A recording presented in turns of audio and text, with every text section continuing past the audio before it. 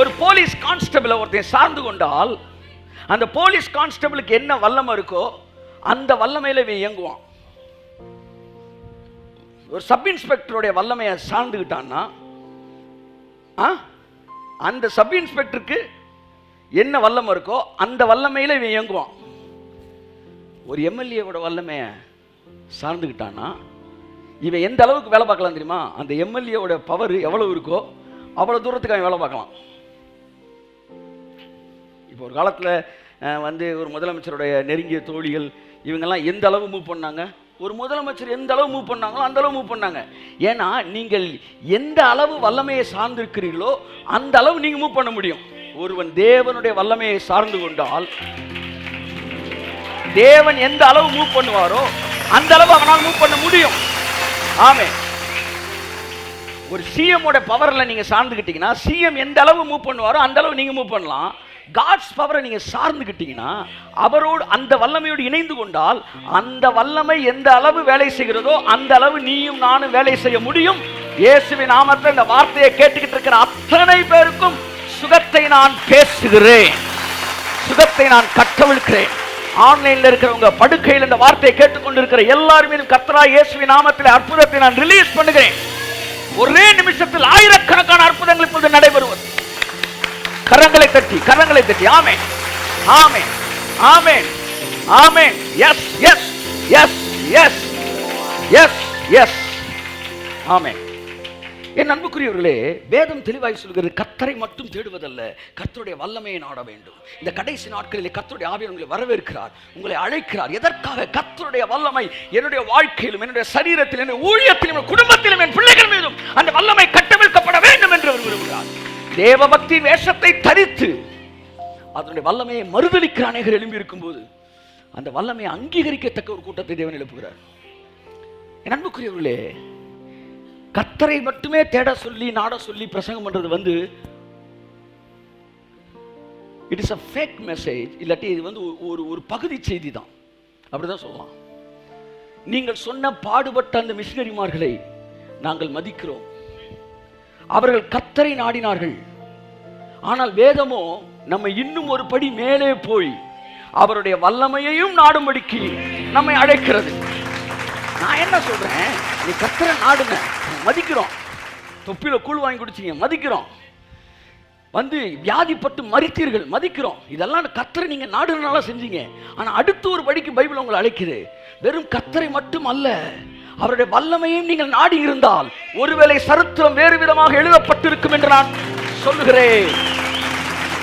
உங்களுக்கு நான் அறிவுறுத்துகிறேன், நீங்கள் யாரோ வந்தவன் சொன்னான் போனவன் சொன்னான் கர்த்தரை தேடுகிற வேலையை மட்டும் ஈடுபடாதீங்க.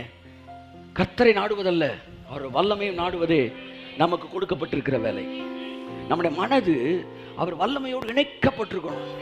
சின்ன சின்ன விஷயத்திலிருந்து பெரிய பெரிய விஷயம் வரைக்கும் கர்த்தருடைய வல்லமை, கர்த்தருடைய வல்லமை, கர்த்தருடைய வல்லமை, கர்த்தருடைய வல்லமை இவைகளோடு இணைக்கப்பட்ட மனதுடையவன் இந்த பூமியில இயற்கைக்கு அப்பாற்பட்ட ஒரு வாழ்க்கை வாழக்கூடியவனாய் இருப்பான். ஆனால் மதம் நம்மை கர்த்தருடைய வல்லமையை நாடாமல் நம்மளை சரி செய்யறதுலேயே நம்மளை கொண்டு போயிட்டாங்க. திரும்பி பார்த்தா ஊரை விட்டு ரொம்ப தூரம் போயிட்டோம். ஆனா நம்ம இருக்க வேண்டிய இடம் வேற. பைபிள் உங்களை காட்ஸ் பவரை எக்ஸ்பெக்ட் பண்ண சொல்லி கொடுக்குது. இல்ல சார், இந்த விஷயத்துக்குலாம் அவர்கிட்ட கேட்க கூடாது சார். யார் சொன்னது? ஒரு மனுஷன் சொல்றாரு, ஒரு புக் எழுதியிருக்கிறாரு. அந்த புக்ல முதல் பக்கத்தில் எழுதுறாரு, 15 வருஷத்துக்கு முன்னாடி நான் அந்த புக்கை படித்தேன். அதில் எழுதுறாரு, நான் ஊழியத்துக்கு கிளம்பிக்கிட்டு இருக்கிறேன், என்னை பிரசங்கம் பண்ண ஒரு வீட்டுக்கு கூப்பிட்டாங்க. அப்போ என் சட்டையை எடுத்து மாட்டுறேன், சாயந்தரம் போட போகிற சட்டை மாட்டும்போது 2 பட்டனு எனக்கு இல்லை, 1 பட்டன் இல்லை. ஐயோ, இந்த பட்டனை இல்லையே, இப்போ ஏதாச்சும் ஒரு பட்டன் எடுத்து வச்சோம்னா வேறு கலரில் இருக்குமே.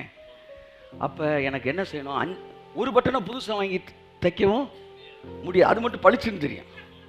அவர் ரொம்ப ஏழை, அவர் தான் அந்த புக் எழுதுறாரு. அப்போ நான், ஆண்டவரே எனக்கு நீங்கள் ஒரு அற்புதம் செய்யணும், எனக்கு ஒரு பட்டன் நீங்கள் தரணும், அது இதே மாதிரி லைட் ப்ளூ கலரில் இருக்கணும், இதே மாதிரி ஃபேடாக இருக்கணும். இல்லைன்னா இந்த 4 பட்டனும் புது பட்டனாக வாங்குறதுக்கு எனக்கு நீங்கள் 5 காசு தரணும், ஏன்னா எனக்கு சுத்தமாக காசு இல்லைன்னு ஜோம் பண்ணாராம். அவ்வளோ ஒரு ஏழ்மையான ஒரு இடத்துல இருந்தார். அப்போ அவர் மதியம் ஏதோ ஒரு இடத்துக்கு வந்து பனியன் போட்டுட்டு ஏதோ ஒரு வேலையை முடிச்சுட்டு ரிட்டர்ன் ஆகி வராராம். வந்துக்கிட்டு இருக்கும்போது திடீர்னு தரையில் கூர்ந்து பார்க்குறாராம். இவர் மற்ற 3 பட்டன் என்ன கலரோ அதே டிசைனில் அதே மாதிரி பேடாகி ஒரு பட்டன் கிடைக்கலாம். எடுத்து வச்சு பார்க்குறாராம், அப்படியே ஒரே மாதிரி இருக்கான். சர்ச்சுக்கு அன்னைக்கு போய் நான் பிரசங்கம் பண்ணேன். இது 15 வருஷத்துக்கு முன்னாடி நடந்தது. அவர் சொல்கிறாரு, நேற்று தான் என்னுடைய 30 கோடி ரூபா பில்டிங்கை நான் டெடிகேட் பண்ணிட்டு வந்திருக்கிறேன்.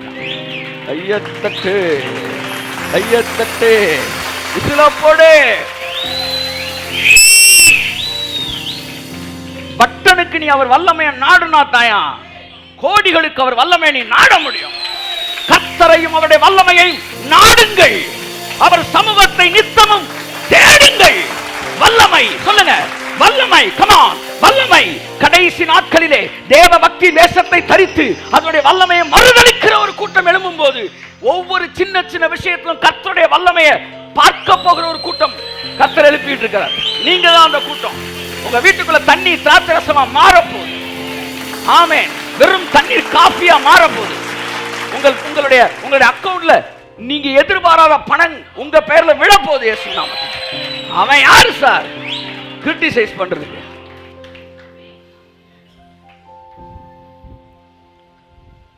சிலான் பெண்டிகாஸ்டல் மிஷன் நடத்துகிற இயர்லி ஒன்ஸ் கன்வென்ஷன் உங்களுக்கு தெரியும். மதுரையில் நடக்கும், சென்னையில் நடக்கும்.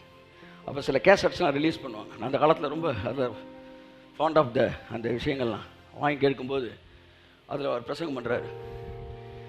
இந்த மாதிரி கன்வென்ஷன் நடக்கும்போது தான் ஏழைகள்லாம் அதில் ஒரு ஊழியக்காரர் தம் பிள்ளைகளோட வந்து அட்டன் பண்ணுவாராம். அப்போ அந்த பிள்ளைங்க கேட்குமா, அப்பா அடுத்த கன்வென்ஷன் எப்பப்பா நடக்கும்னு கேட்குங்களாம். ஏன்னா அப்போ தான் 3 நேரம் சாப்பாடு கிடைக்கணும். ஏன்னா வீட்டுக்கு போனால் 3 நேரம் சாப்பாடு கிடைக்காது. வீட்டுக்கு போகும்போது கேட்டுக்கிட்டே வருங்களாம். அவர் அழுதுகிட்டு என்ன சொல்லுவாராம், சீக்கிரம் நடக்குமா, சீக்கிரம் நடக்கும். ஏன்னா 3 நேரத்தில் 1 நேரம் சாப்பாடே பெரிய விஷயம். மற்ற 2 நேரம் கடுங்காப்பி தான் போட்டு கொடுப்பாங்களாம். வீட்டுக்கு போயிருந்தப்போ ஒரு வாரம் கழிச்சு அந்த காஃபி பிளாக் காஃபி கொடுக்க கூட காசு இல்லையா. அப்போ இந்த பிள்ளை, அப்பா பசிக்குது, கடுங்காப்பி தாங்க, கடுங்காப்பி தாங்க. உடனே இவர் ஜோம் பண்ணுவோமா, கர்த்தர் தருவார் அப்படின்னு சொல்லி கிச்சனில் போய், ஆண்டவரே நீங்கள் தண்ணியை திராட்சரசமாக மாற்றின தேவனை, ஆண்டவர் என் பிள்ளைய காஃபி கேட்குது, எனக்கு காஃபி போட கூட காசு இல்லை என்று சொல்லி, நீங்கள் தண்ணியை திராட்சரசமாக மாற்ற உண்மைனா இந்த தண்ணியை நீங்கள் கடுங்காப்பியாக மாற்றுங்கன்னு சொல்லி நடந்த சம்பவங்க. நான் காதில் கட்ட இதுங்க, தண்ணியை ஊற்றி அந்த சட்டியை மூடி கொண்டு வந்து பிள்ளைய நடுவில் வச்சு நம்ம எல்லாம் கர்த்தர் கடுங்காப்பி கொடுத்துக்க ஸ்தோத்திரம் சொல்லுவோம், ஸ்தோத்திரம் ஸ்தோத்திரம் ஸ்தோத்திரம் ஸ்தோத்திரம் ஸ்தோத்திரம் சொல்லிட்டு மூடியை திறக்கிறாரா, ஆவி பறக்க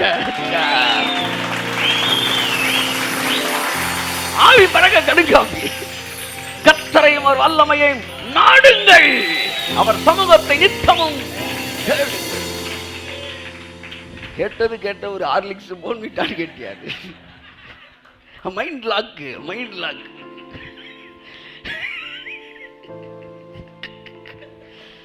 நீங்க டெல்லி வரைக்கும் போகலாம். மீட்டர் கேஜில் போகணும்னு முடிவு எடுத்தீங்கன்னா மீட்டர் கேஜில் டெல்லி வரைக்கும் போகலாம்.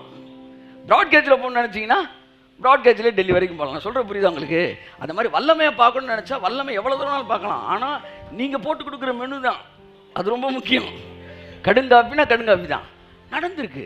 அப்போ கடுங்காப்பிக்கு இவன் சொல்லுவான், கடுங்காப்பிக்கு கர்த்தர் அற்புதம் செய்வாரா?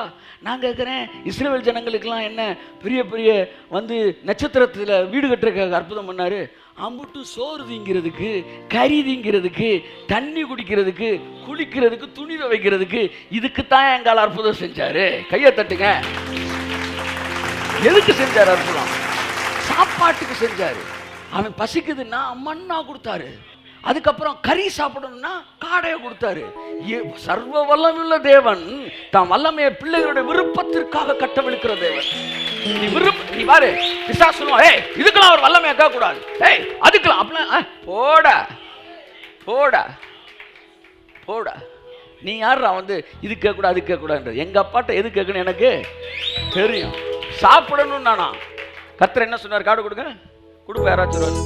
தூதர்கள் உண்ணும் உணவால் உந்தன் ஜனங்களை போஷித்தீரே. தூதர்கள் உண்ணும் ஆமென். உம்மை போல கையை தட்டு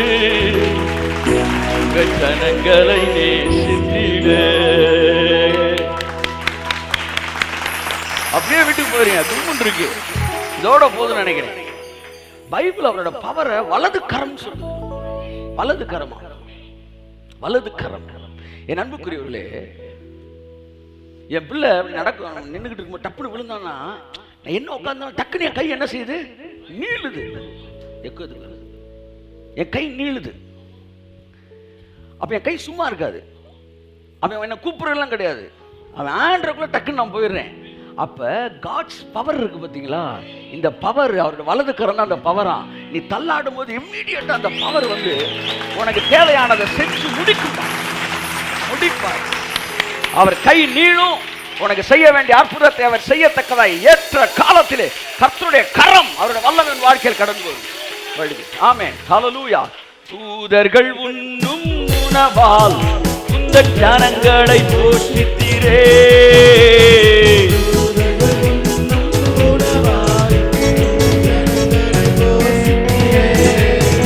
உம்மை போல யாருண்டு? ஆமென். உம்மை போல யாருண்டு?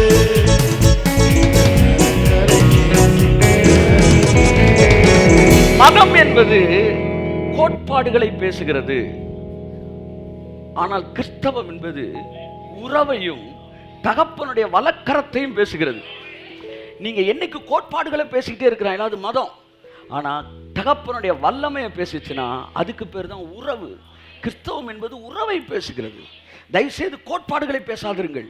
ஒரு குரூப் இருக்கிறாங்க, அவன் கிரிட்டிக்ஸ், அவன் எப்ப பார்த்தாலும் கோட்பாடு பேசுவான். இது இப்படி இருக்குதா, அது அப்படி இருக்குதா, இப்படின்ற ஒரு இடத்துல தான் இருப்பான். அவர்கள் எல்லாம் தேவ பக்தி வேஷத்தை தரித்து அதனுடைய வல்லமையை மறுதலிக்கிறார்கள். இயற்கையோடு இணைந்து வாழ்கிற வாழ்வு அது கிறிஸ்துவ வாழ்க்கை அல்ல. இயற்கைக்கு அப்பாற்பட்ட வல்லமையோடு இணைந்து வாழ்கிற வாழ்க்கை தான் கிறிஸ்துவ வாழ்க்கை. இயற்கைக்கு அப்பாற்பட்ட வல்லமையோடு இணைந்து வாழ்கிற வாழ்க்கை. கரங்களை தட்டி கர்த்தருக்கு நன்றி சொல்லுவோம். உம்மை போல யாருண்டு? இந்த ஜனங்களை நேசித்திட. உம்மை போல. ஆமென். எவ்வளவு பெரிய தேவன். உமக்கொப்பானவர் யார்? கமா.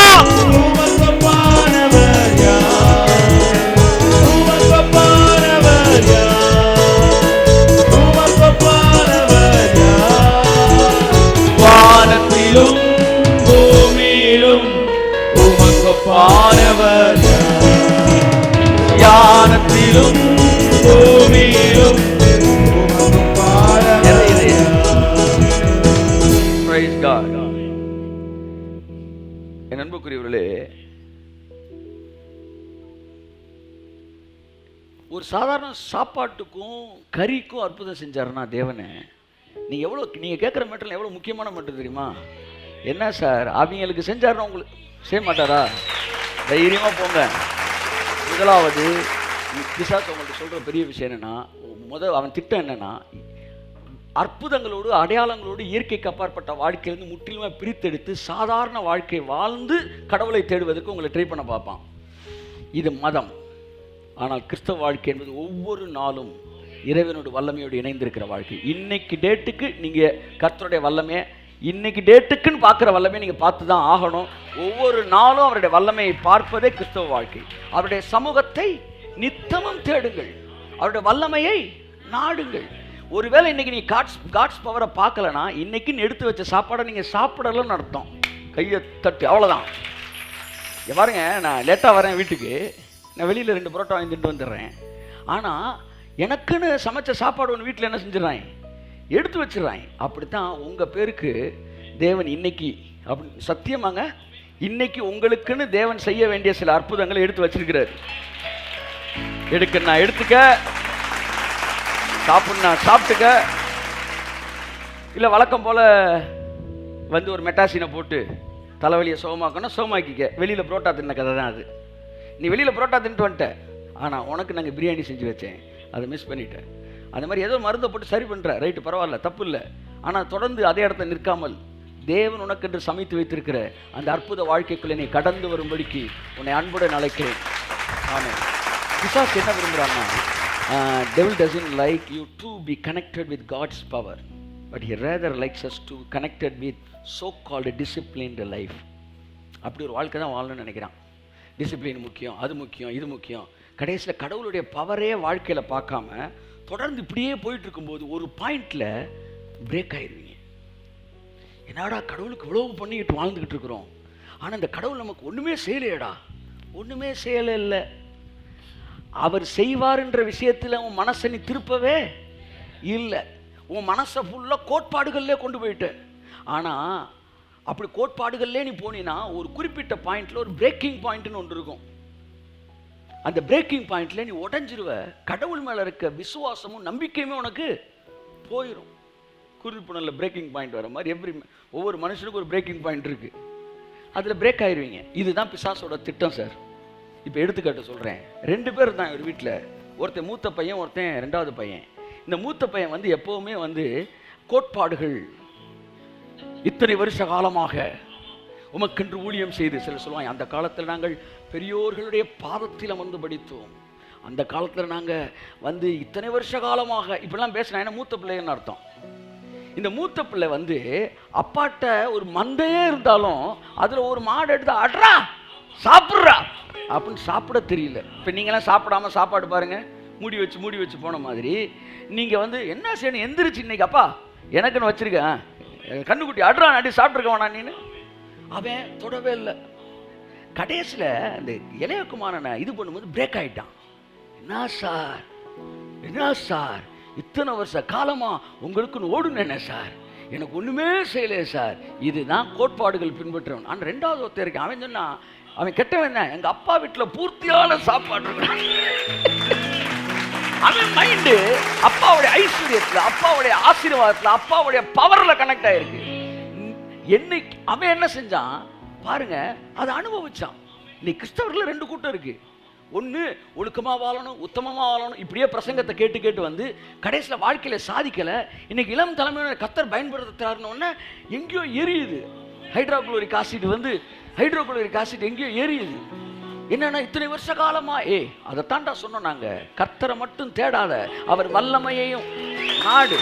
கர்த்தரை நாடு, அவர் வல்லமையை நாடு, அவர் சமூகத்தை நித்தமும் தேடு. பக்கத்துல சப்புன்னு ஒன்று கொடுத்து சொல்லுங்க, கர்த்தரையும் மட்டுமல்ல அவர் வல்லமையும் நாடுங்கள். அடிங்க தொடர், அவர் வல்லமையும் நாடுங்கள். கையை தட்டி ஆமென். இந்த உலகம் எதிர்மறையால் நிரம்பியது.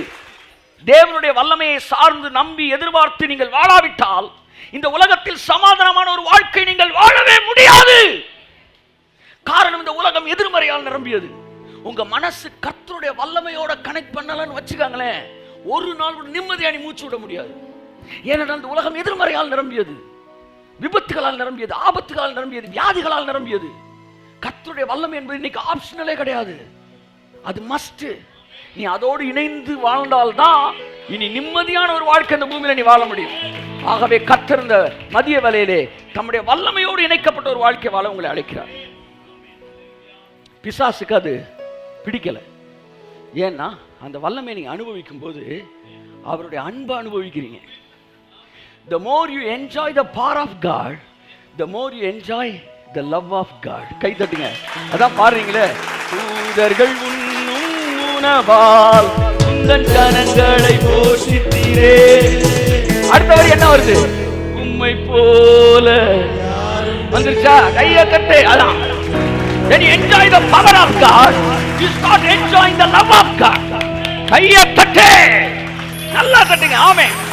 ஆகவே யார் கர்த்தருடைய அன்பு அதிகமா ருசிப்பான்னா, அவருடைய வல்லமைய அதிகமா எவன் ருசிக்கிறானோ அவன் தான் சொல்லுவான், உம்மை போல யாருண்டு ஜனங்களை நேசித்து உம்மை போல. ஆமென். உமக்கொப்பானவர் யார்? ஆமென்.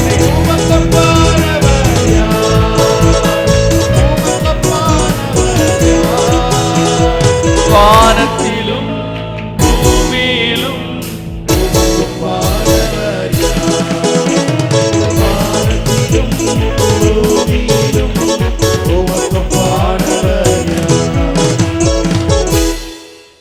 கர்த்தருடைய வல்லமையை தேடாம கர்த்தரை மட்டும் தேடுவதற்கு போதிக்கிறதெல்லாம் பிசாசுடைய வஞ்சகம். அவன் கர்த்தருடைய வல்லமையை நீங்கள் நாடுவதை விரும்பவில்லை. நீங்கள் நாடுனா அவர் வல்லமையை காட்டிடுவார். ஏன்னா நீங்கள் நாடணும், அது ரொம்ப முக்கியம். மனதின் பிரமாணம்னு ஒன்று இருக்குது. அந்த பிரமாணம் அதை நாடுனா தான் செய்ய முடியும். அதனால தான் இங்கே விரும்புங்கள், ஞான வரங்களை விரும்புங்கள். ஏன்னு சொல்கிறா, நீ விரும்பினா தான் தருவார். நீதிமான் விரும்புகிற காரியம் தான் கொடுக்கப்படும். அப்போ நீ விரும்பணும். என்ன விரும்பணும்? டெய்லி நான் பவரை பார்ப்பேன், காட்ஸ் பவரை பார்ப்பேன். அவர் கரம் என் வாழ்க்கை, கர்த்தருடைய கரம் உங்கள் மேலே உங்கள் மேலே உங்கள் மேலே உங்கள் மேலே உங்கள் மேலே உங்கள் மேலே உங்கள் மேலே உங்கள் மேலே கிரியை செய்கிறதை நான் தினந்தோறும் பார்ப்பேன். சாந்து ரம ரமதி ரம ரமது ரம ரம சாந்துரி விரி விரி விரி விரி விரி. உங்கள் கண்கள் காண்கிறதோ இல்லையோ, உங்கள் வாழ்க்கையில் அவருடைய கரம் செயல்பட்டுக்கிட்டு தான் இருக்குது. வாங்க வாங்க அந்த இடத்துக்கு வாங்க. கண்கள் பார்க்கிறதோ இல்லையோ, கரம் செயல்பட்டுக்கிட்டு தான் இருக்குது. நான் சொன்னேன், ஆண்டவரே கர்த்தருடைய கரமும் அவர் வல்லமே யாருக்கு வெளிப்படும்? யாருக்கு வெளிப்படும்? ஒரு விஷயத்தை சொல்லிட்டு நான் போகிறேன். ஒருத்தர் சொன்னாங்க, ஆண்டவரே நல்லா கேட்டுக்காங்க வசனத்தை, இன்னையிலேருந்து உங்களுக்கு அற்புதம் நடக்க போகுது. உங்களுடைய நாமத்தில் பிசாசுகளை துரத்தினோம் அல்லவா, அற்புதங்களை செய்தோம் அல்லவா, அடுத்து தீர்க்க தரிசனம் உரைத்தோம் அல்லவா என்பார்கள். அப்பொழுது அவர், அக்கிரம செய்யக்காரரே என்னை விட்டு அகன்று போங்கள். இந்த வசனத்தோட என்ன தெரியுது ஜஸ்டின்னாரு. எனக்கு ஒன்றும் தெரியாண்டவரே, அக்கிரமம் பண்ணவங்க கூட அற்புதம் செய்யலாம்டா, அப்போ நீ செய்ய முடியாதா அப்படின்னு அர்த்தம். எல்லாம் சொல்லுங்க பக்கத்தை பார்த்து, அக்கிரம செய்யக்காரனே அற்புதம் செஞ்சிருக்கானா, நம்ம செய்ய மாட்டோமா? ஆமே ஆமே ஆமே. நீ கையை வச்ச அற்புதம் நடக்கும். நான் சொல்றேன், நீ கையை வச்ச அற்புதம் நடக்கும். பக்கத்து மேல கைவை இயேசுவின் நாமத்தினால இப்பொழுதே சுகம் உண்டாவதாக, இப்பொழுதே சுகம் உண்டாவதாக. யாருக்கு அற்புதம் நடக்க நினைக்கிறீங்க இப்போ ஒரு காலை போடுங்க. இயேசுவின் நாமத்தில் இப்பொழுதே சுகம் உண்டாவதாக. அவர் நீதிபரர், சர்வலோக நியாயாதிபதி. நியாயம் செய்யாதிருப்பாரோ? அக்கிரம செய்யக்காரன். தீர்க்கதரிசனம் சொல்லியிருக்கான் சார். அதனால என்ன சொல்ல வரேன்னா, நீங்க அற்புதம் செய்யறதுக்கு 1000 மடங்கு அதிகமாய் தகுதி பெற்றவர்கள். உங்கள்கிட்ட வந்து பிசாசு என்னமோ போய் சொல்லியிருக்கிறான், அதெல்லாம் நெக்ஸ்ட் லெவல். இல்லை இல்லை இல்லை, அதெல்லாம் வந்து லீஸ்ட் லெவல். இன்னைக்கு நாளையிலேருந்து இல்லை, இன்னையிலிருந்து இன்னைக்கு நீங்கள் ஒரு 5 பேருக்காச்சும் இயேசு நாமத்தில் அற்புதத்தை நீங்கள் கட்டவிழ்க்கிறீங்க. போங்க சார், போங்க சார். எவ்வளோ வந்து அமௌண்ட் வந்து லோனில் வந்து வாங்காமல் வந்து பெண்டிங்கில் கிடக்கு, எவ்வளோ கோட்டா வந்து யூஸ் பண்ணாமல் கிடக்குது. அந்த மாதிரி எவ்வளவோ அற்புதங்கள், எவ்வளோ வல்லமைகள் இந்த பூமியில் பயன்படுத்தப்படாமல் இருக்கு. ஒரு முறை வந்து ஒரு குறிப்பிட்ட ஊழியனை 8 வயதில் அவனை பரலோகத்துக்கு கூட்டு போனானா. கூட்டு போகும்போது ஒரு இடத்த காமிச்சாரான். அதாவது பேங்க் ஆஃப் பரோடா மாதிரி பேங்க் ஆஃப் ஹெவன் ஒரு ஏரியா. அந்த ஏரியாவுக்குள்ளே போகும்போது பார்த்தா ஒரு ரூமுக்குள்ளே திறக்கிறாரு. அங்கே கண்ணா இருக்கான், கண்ணா இருக்கான். இந்த பக்கம் திரும்பினா அடுத்த ரூம் கூட்டு போறாரு. அங்கே பார்த்தா நுரையீரலாக இருக்கான். அடுத்ததுக்கு போனால் ஹார்ட்டாக இருக்கான். இன்னொரு பக்கம் போனால் கிட்னியாக இருக்கான். என்ன ஆண்டவரேன்னு கேட்டாரான். சொன்னாரான், அவனை பார்த்து, டே ஒரு காரை தயாரிக்கிறவன் அந்த காருக்கான ஸ்பேர்ஸ் எல்லாம் தயாரித்து வைக்கிறான். ஏதாச்சும் ஒரு ஸ்பேர் மிஸ்டேக் ஆச்சுன்னா உடனே அந்த ஸ்பேரை கம்பெனிலேருந்து அனுப்புகிறாங்க. அப்படி தான் நான் மனுஷனை படைச்சு இந்த பூமிக்கு அனுப்பின பிறகு அவனுக்கான ஸ்பேர்ஸ் எல்லாம் வச்சிருக்கிறேன். ஒரு முறை பிறவிக்குருடன் ஒரு நேசனார்ட்ட ஜோம் பண்ண வந்தப்போ, என் குமாரன்ட்ட ஜெபிக்க வந்தப்போ, ஜெபித்த போது இங்கே இருந்து தான் ஒரு ஸ்பேர் கண்ணை நான் அனுப்பிச்சி விட்டேன் அப்படின்னா. இந்த ஜனங்கள்கிட்ட போய் சொல்லு, இந்த அறைகள் எல்லாம் நிரம்பி வழியுது, யாருமே அதை ரிலீஸ் பண்ணுறதே இல்லைன்னு. ஆமேன்னு சொல்லுங்க. ஆமேன். ஆமாம், நான் என்ன சொல்கிறேன்னா, ரிப்பேர் ஆனால் தான் மாற்றணும்னு இல்லை. ஆமாம், லைட்டாக சவுண்டு வந்தாலே மாற்றிருக்கின்றேன். ஆமாம் ஆமேன். உங்கள் த்ரோட்டை ஓக்கல் காடை இயேசு நாமத்தில் நான் மாற்றுறேன். ஆமேன். என் ஹார்ட்டை நான் மாற்றுறேன். நல்லா, எனக்கு நல்லா தான் இருக்குது. புதுசாக போட்டுவிட்டு இன்னும் நல்லா இருக்கும்ல, அப்படி ரீப்ளேஸ் பண்ணுங்க. என் கிட்னி மாற்றுறேன். ஆமாம், ஒரு இளைஞனுக்குரிய கிட்னியா. ஆமேன். இயேசு நாமத்தில் என் ஐ சைட்டு இயேசு நாமத்தில் ரீப்ளேஸ் ஆவதாக. ரீமா நா ஷா கரா பலா துராபா. தேவபக்தி வேஷத்தை தரித்து அதன் பலனை மறுதளிப்பது 19வது வகை வியாதி. உங்களுக்குள்ள இந்த வியாதி வராதிருப்பதாக. தேவபக்தி வேஷத்தை தரிச்சுட்ட, அப்புறம் அந்த பலனையை நீ மறுதளிக்கிற, அதன் வல்லமையை நீ மறுதளிக்கிற. பிசாசு அதை மறுதளிக்கிறா. ஏன்னா ஒண்ணு, அவருடைய அன்பை நீ உணர்ந்துருவ. அதனாலதான் இன்னைக்கு சில அற்புதங்களை தேவன் நமக்கு வெளிப்படையா செஞ்சால் வெளியில சொல்ல முடியல. அதெல்லாம் பவுல் சொன்னாங்க, 14 வருஷத்துக்கு முன்னாடி ஒரு மனுஷனை அறிவேன். ஏன் நான் தான் போனேன்னு சொல்லலாம்ல. ஏன்னா நம்பக்கூடிய ஆள் உள்ள இல்ல, கேள்வி பண்றதுக்கு ரெடியா இருக்கிறான். அடுத்து இன்னொரு குரூப் வந்து அந்த அதை நேரடியாக சொல்லலை. அதனாலதான் அநேக தீர்க்கதரிசிகள் தங்கள் வாழ்க்கையில தேவன் இயற்கையை பார்ப்பட்ட காரியங்கள் ஒரு மனுஷனே அறிவேன்னு சொல்லி சொல்றாங்க. எலியாவை போஷித்தது எத்தனை பேர் நீங்க கேள்விப்பட்டிருக்கீங்க? எலியா எத்தனை பேர் வந்து பைபிள்ல தெரியும் உங்களுக்கு? எலியா போஷித்தது எத்தனை ஊழியர்களை தேவன் போஷிச்சிருக்கிறார். ஆட்களை வச்சு போஷித்ததை சொல்லல, ஆளே இல்லாம கொண்டு வந்து நிப்பாட்டினது.